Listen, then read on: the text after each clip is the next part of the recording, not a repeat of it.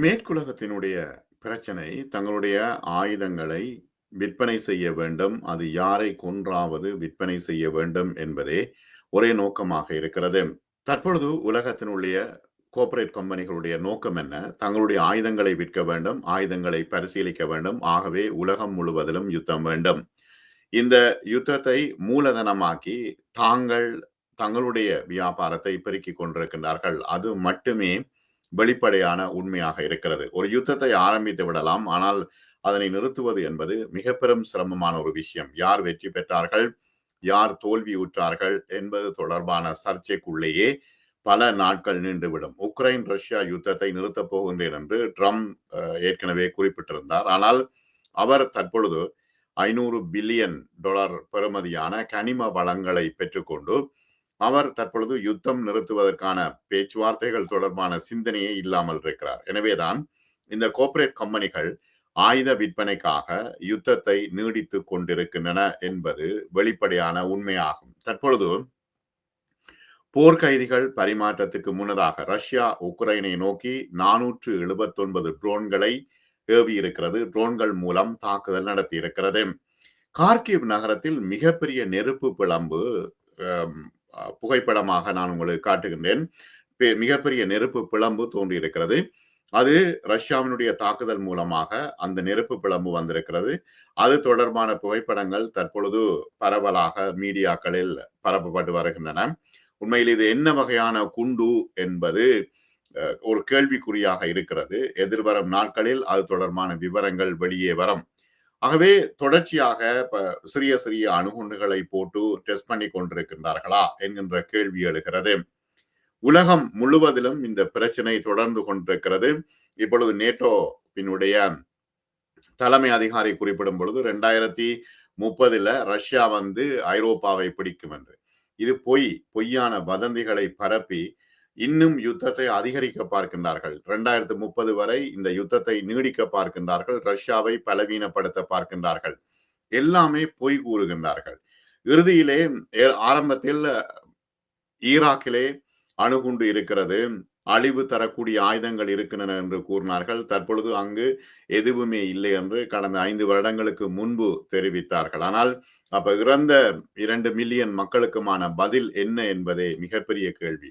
இந்த ஆர்மி கமாண்டர்களும் மற்றும் நேட்டோவும் பொய் சொல்லி மக்களை எவ்வாறாவது கொன்று குவித்து தங்களுடைய ஆயுத விற்பனையை செய்வதற்கு அமெரிக்காவை உந்தி தள்ளுகின்றன என்பதுதான் இங்கே பார்க்கப்பட வேண்டிய விஷயம். சரி, தொடர்ந்து நாம் பார்ப்போம். போர்க்கைதிகள் பரிமாற்றத்திற்கு முன்னதாக ரஷ்யா உக்ரைனை 479 ட்ரோன் தாக்குதல்கள் மூலம் தாக்கியிருக்கிறது. கிரெம்ளின் அமைதி பேச்சுவார்த்தைகளை தொடர்ப ஆர்வம் காட்டிய போதிலும் உக்ரைன் மீதான பெரிய அளவிலான ரஷ்ய தாக்குதல்கள் தொடர்கின்றன. உக்ரைன் எவ்வாறாவது ஐரோப்பாவை காப்பாற்ற போகின்றேன் என்று சொல்லிக்கொண்டு இந்த ரஷ்யா மீதான தாக்குதலை தொடருகின்றது. ஆனால் உண்மையில் உக்ரைனுக்கு மிகப்பெரிய பிரச்சனையாக இது முடிய போகிறது. கடைசியில் எல்லோருமே கைவிட்டு விடுவார்கள். கார்கிவில் ட்ரோன் தாக்குதலை தொடர்ந்து சேதமடைந்த காரில் ஏற்பட்ட தீயை தீயணைப்பு வீரர்கள் அணைத்திருக்கிறார்கள். இந்த 3 ஆண்டு கால போரின் மிகப்பெரிய ட்ரோன் தாக்குதலாக இந்த தாக்குதல் இருக்கிறது. 479 ட்ரோன்கள் ஒரே அடியாக ரஷ்யாவிலிருந்து ஏவப்பட்டிருக்கின்றன. உக்ரைன் விமானப்படை இதனை உறுதிப்படுத்தி இருக்கிறது. திங்கட்கிழமை அதிகாலை 460 ட்ரோன்களை சுட்டு வீழ்த்தியதாக உக்ரைன் சொல்கிறது. ஆனால் அது எவ்வளவு தூரம் உண்மை என்பது தெளிவாக தெரியவில்லை. இப்போது இருக்கின்ற சூழ்நிலையில் அமெரிக்க ஜனாதிபதி டொனால்டு டிரம்பின் அழுத்தத்தின் கீழே அமைதி பேச்சுவார்த்தைகளை தொடர ஆர்வமாக இருப்பதாக ரஷ்யா அறிவித்த போதிலும் உக்ரைன் தொடர்ச்சியாக ரஷ்யா மீது தாக்குதல் நடத்தி வந்தது. ஏற்கனவே நான் குறிப்பிட்டது போலவும் நீங்கள் அறிந்தது போலவும் ஏஐ மூலமாக ட்ரோன் தாக்குதல்களை நடத்தி அங்கு மிகப்பெரிய தாக்கத்தை ஏற்படுத்தியது உக்ரைன். அதற்கு பிறகு ரஷ்யா இப்பொழுது தொடர்ந்து தாக்குதல்களை தீவிரப்படுத்தி வருகிறது. ஏராளமான இலக்குகளில் ஏவப்பட்ட நூற்றுக்கணக்கான ட்ரோன்கள் அங்கு பலத்த சேதத்தை ஏற்படுத்தி இருப்பதாக தெரிகிறது. ரஷ்யாவின் வான்வழி தாக்குதல்களில் தற்பொழுது அதிகரிப்பு ஏற்பட்டிருக்கிறது. உக்ரைனின் ஆக்கிரமிக்கப்பட்ட பகுதிகளில் கிட்டத்தட்ட 1000 கிலோமீட்டர் முன் வரிசையிலே தற்பொழுது போர்க்களம் புதுப்பிக்கப்பட்டிருக்கிறது. அதிகமாக ரஷ்யா உள்ளே நுழைந்து தாக்குதல் நடத்துகிறது. நிறைய இடங்களை ரஷ்யா பிடித்து வைத்திருக்கிறது. ஜூன் 9ஆம் தேதி இரவு முழுவதும் ரஷ்யா உக்ரைனுக்கு எதிராக பெரிய அளவிலான தாக்குதலை நடத்தி இருக்கிறது. எல்லாமே ஏவுகணைகள், ட்ரோன்கள் தான். இப்ப விமான தாக்குதல்கள் குறைவு. ஆனால் அந்த மிகப்பெரிய அந்த நெருப்பு பிளம்பு வந்த குண்டு தொடர்பாகவே தற்பொழுது சந்தேகிக்கப்படுகிறது. உக்ரைனின் உள்ள முன்னணி வரிசைகளில் இருந்து வெகு தொலைவில் உள்ள ரிவ்னே நகரத்தில் ஒருவர் காயமடைந்ததாக தெரிவிக்கப்பட்டிருக்கிறது. ஜூன் 6 அன்று ரஷ்யா ஒரே இரவிலே 452 ட்ரோன்களை உக்ரைனுக்கு ஏவி இருக்கிறது. 45 ஏவுகணைகளை ஏவி இருக்கிறது. அதனை தொடர்ந்தே அந்த மிகப்பெரிய தாக்குதல் நடந்திருக்கிறது. கியூவின் ஆபரேஷன் ஸ்பைடர் வெப் ட்ரோன் தாக்குதலுக்கு பதிலடி என்று கிரெம்ளின் தெரிவித்திருக்கிறது. ஜூன் 8, 9 இரவு முழுவதும் உக்ரைனின் விமானப்படை பாலிஸ்டிக் ஏவுகணை மற்றும் ஷாஹெட் வகை தாக்குதல் ட்ரோன்களின் அச்சுறுத்தல் குறித்து பல பகுதிகள் எச்சரிக்கை விடுத்தது. அதனை தொடர்ந்து தொடர்ச்சியான தாக்குதல்கள் நடத்தப்பட்டு வருகின்றன. தலைநகரின் டார்ஸ்னிட்சியா மாவட்டத்தில் உள்ள அலுவலக கட்டிடம் தீப்பற்றி எரிந்து கொண்டிருக்கிறது.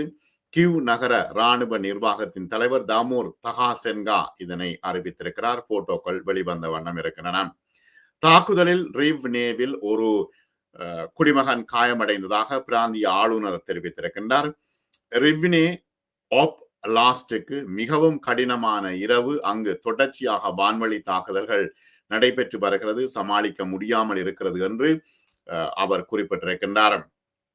வடக்கு உக்ரைனில் அமைந்துள்ள பெலாரசுடன் எல்லையை பகிர்ந்து கொள்கிறது இந்த ரிவ்னே நகரம். அங்கு தொடர்ச்சியாக தாக்குதல்கள் நடைபெற்று வருகின்றன. ரஷ்ய வான்வழி தாக்குதல்களுக்கு அடிக்கடி அது இலக்காகி கொண்டிருக்கிறது. ட்ரம்ப் நிர்வாகம் உக்ரைனுக்காக 20,000 ட்ரோன் எதிர்ப்பு ஏவுகணைகளை கொடுக்க போவதாக ஜெலன்ஸ்கி உறுதிப்படுத்தி இருக்கின்றார். பாருங்க, நான் ஏற்கனவே சொன்னேன் தானே, இப்ப 20,000 ட்ரோன் எதிர்ப்பு ஏவுகணைகள் அவர்கள் செய்து கொடுக்க போகின்றார்கள் உக்ரைனுக்கு. ஆகவே இந்த பிசினஸ் தான் நடைபெற்று கொண்டிருக்கின்றனவே தவிர மக்களை பாதுகாக்க வேண்டும், மக்களினுடைய உயிரை காப்பாற்ற வேண்டும், மக்களினுடைய வாழ்வாதாரத்தை காப்பாற்ற வேண்டும் என்ற விஷயமே இல்லை. ஜூன் 8 அன்று ராய்ட்டர்ஸ் ஒரு செய்தி வெளியிட்டது. ரஷ்யா ஆபரேஷன் ஸ்பைடர் வெப்புக்கு மாஸ்கோவின் பதிலின் ஒரு பகுதியாக இன்னும் வரும் நாட்களில் உக்ரைனில் பெரிய அளவிலான தாக்குதல் முனைகளை ரஷ்யா திறக்க போகிறது. கிரெம்ளின் இந்த பழிவாங்கும் நடவடிக்கை முக்கியமாக உளவுத்துறை மற்றும் இராணுவ அமைப்புகள், மேற்கத்திய ராஜதந்திர வட்டாரங்களையும் குறிவைக்க கூடும் என்று அவர்கள் குறிப்பிடுகின்றார்கள். அதாவது உக்ரைனுக்கு உள்ள இருக்கிற ராஜதந்திர வட்டாரங்களையும் குறிவைக்க கூடும் என்று சொல்லப்படுகிறது.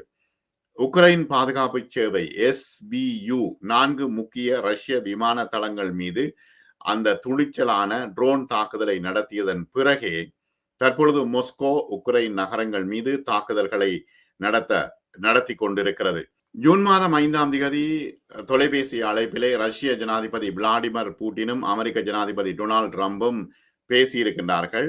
ஆகவே உக்ரைன் ரஷ்யா மீது தாக்குதல் நடத்தியதுக்கு பதிலாக தாங்கள் தாக்குதல் நடத்த போகின்றோம் என்று அமெரிக்க ஜனாதிபதி ட்ரம்புக்கு விளாடிமிர் புட்டின் தெரிவித்திருக்கின்றார் என்று குறிப்பிடப்பட்டிருக்கிறது என்று செய்திகள் வருகின்றன. ஆபரேஷன் ஸ்பைடர் வெப் புட்டினுக்கு குண்டு வீசுவதற்கு வாய்ப்பை, அதற்கு பிறகுதான் அவர் சொன்னார், புட்டினுக்கு குண்டு வீசுவதற்கு வாய்ப்பை உக்ரைன் தான் கொடுத்தது என்று அவர் குறிப்பிட்டார். எனவே இதுதான் அந்த விஷயம். ஆகவே தொடர்ச்சியாக உக்ரைன் தாக்குதலுக்கு உள்ளாகி கொண்டிருக்கிறது. ரஷ்யாவின் பாதுகாப்பு அமைச்சகம் சொல்லுகிறது, கியூவின் தாக்குதலின் இலக்கு உக்ரைனின் ரிவ்னே பகுதியில் உள்ள தப்னோ விமான தளம் என்று கூறுகிறது. இது விமான தளங்களை தாக்குதலுக்கு உள்ளாக்குகிறோம் என்று மாஸ்கோ தெரிவித்திருக்கிறது. அடுத்தது, இன்று உக்ரைன் ஜனாதிபதி விளாடிமிர் ஜெலன்ஸ்கி ரஷ்ய தாக்குதலால் குறிவைக்கப்பட்ட பல பகுதிகளில் நிலைமை மிகவும் கடினமாக இருக்கிறது என்று ஒப்புக்கொண்டார். ஆனால் அவர் விழுந்தும் மீசையில மண் பெறல என்று எந்த விவரங்களையும் வழங்கவில்லை. ஆகவே தொடர்ச்சியான தாக்குதல்கள் உக்ரைனை நோக்கி நடைபெற்று கொண்டிருக்கின்றன. உக்ரைன்ல இருந்து இப்ப கைதிகள் பரிமாற்றம் கிட்டத்தட்ட 1200 கைதிகளை பரிமாறிக்கொள்வது தொடர்பான ஒப்பந்தம் கடந்த வாரம் கையெழுத்தாகி இருக்கிறது. இந்த உக்ரைனும் ரஷ்யாவும் தங்களுடைய கடமைகளை நிறைவேற்ற தவறியதாக சர்வதேசம் குற்றம் சாட்டுகின்றது.